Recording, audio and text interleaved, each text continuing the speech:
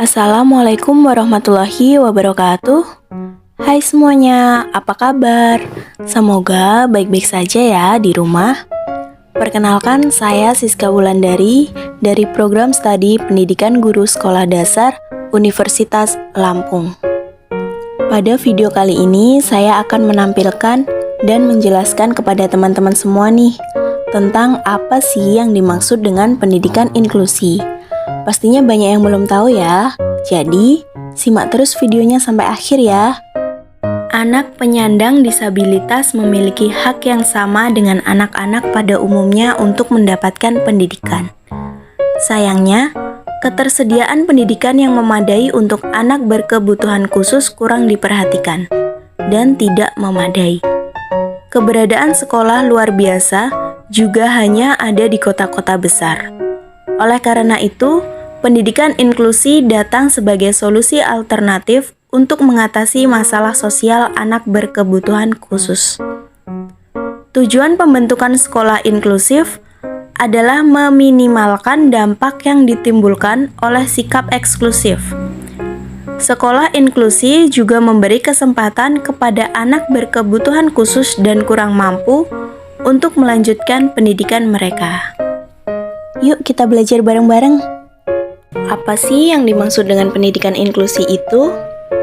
Nah, jadi pendidikan inklusi adalah pendidikan reguler yang disesuaikan dengan kebutuhan peserta didik yang memiliki kelainan atau memiliki potensi kecerdasan dan bakat istimewa pada sekolah reguler dalam satu kesatuan yang sistemik. Lalu, apa sih tujuan pendidikan inklusi itu? Jadi, tujuan dari pendidikan inklusi adalah memberikan kesempatan seluas-luasnya kepada semua anak untuk mendapatkan pendidikan yang layak sesuai dengan kebutuhannya, membantu mempercepat program wajib belajar pendidikan dasar, membantu meningkatkan mutu pendidikan dasar dan pendidikan menengah. Manfaat dengan adanya pendidikan inklusi diantaranya yaitu anak berkebutuhan khusus akan mendapatkan berbagai manfaat seperti hak dan kewajiban yang sama dengan peserta didik reguler lainnya di dalam kelas, mendapatkan berbagai fasilitas untuk belajar dan mengembangkan diri, terlepas dari keterbatasannya, dan juga mendapatkan dorongan untuk lebih percaya diri. Oke, selanjutnya ada perbedaan antara pendidikan inklusi dengan pendidikan reguler. Pendidikan inklusi sudah dijelaskan di awal, dan pendidikan reguler adalah peserta didik normal sehingga kurikulum, tenaga guru, sarana dan prasarana, lingkungan belajar dan proses pembelajarannya dirancang untuk anak yang normal. Selain itu, ada juga pendidikan terpadu. Pendidikan terpadu merupakan pendidikan yang memberi kesempatan kepada peserta didik yang memiliki kelainan, memiliki kecerdasan, dan bakat istimewa untuk mengikuti pendidikan di sekolah reguler. Perbedaan yang menonjol antara pendidikan terpadu dengan pendidikan inklusif terletak pada sistem pendidikan yang ada di sekolah tersebut. Kemudian ada jenis-jenis pendidikan inklusi berdasarkan objek. Yang pertama ada inklusi tunanetra, yaitu pendidikan inklusi yang diperuntukkan bagi anak yang mengalami gangguan penglihatan atau rusak penglihatannya. Yang kedua ada inklusi tunarungu, yaitu pendidikan inklusi untuk anak yang kehilangan seluruh atau sebagian daya pendengarannya sehingga mengalami gangguan berkomunikasi secara verbal. Dan yang ketiga, ada inklusi tunadaksa, yaitu pendidikan inklusi untuk anak yang mengalami cacat fisik berupa tidak memiliki anggota tubuh seperti tangan dan kaki, ataupun jika punya, kaki maupun tangannya tidak dapat berfungsi secara baik. Selanjutnya, ada kelebihan model pendidikan inklusi, yaitu yang pertama, memperoleh keadilan layanan pendidikan.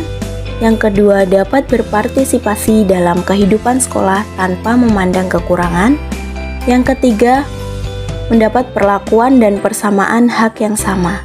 Dan yang keempat, yaitu siswa dapat bergaul secara sehat dengan temannya. Setiap kelebihan pasti memiliki kekurangan. Adapun kekurangan dari model pendidikan inklusi yang pertama yaitu sarana dan prasarana sulit dapat diakses untuk individu. Yang kedua, kurangnya tenaga pendidik seperti dokter, psikolog, dan konselor. Dan yang ketiga yaitu tidak sesuai ekspektasi yang seharusnya menerima semua anak, tetapi kenyataannya hanya menerima anak yang berkebutuhan saja. Jadi dapat disimpulkan bahwa pendidikan inklusi adalah pendidikan reguler yang disesuaikan dengan kebutuhan peserta didik yang memiliki potensi kecerdasan dan bakat istimewa pada sekolah reguler dalam satu kesatuan yang sistemik. Tujuan pendidikan inklusi adalah memberikan kesempatan kepada semua anak untuk mendapatkan pendidikan yang layak sesuai kebutuhannya. Anak berkebutuhan khusus akan mendapatkan berbagai manfaat seperti hak dan kewajiban yang sama dengan peserta didik reguler, mendapat berbagai fasilitas untuk belajar dan mengembangkan diri terlepas dari keterbatasannya, dan mendapat dorongan untuk lebih percaya diri. Sekian penjelasan tentang materi pendidikan inklusi dari saya. Kurang lebihnya saya mohon maaf. Saya akhiri. Wassalamualaikum warahmatullahi wabarakatuh. Sampai jumpa semuanya.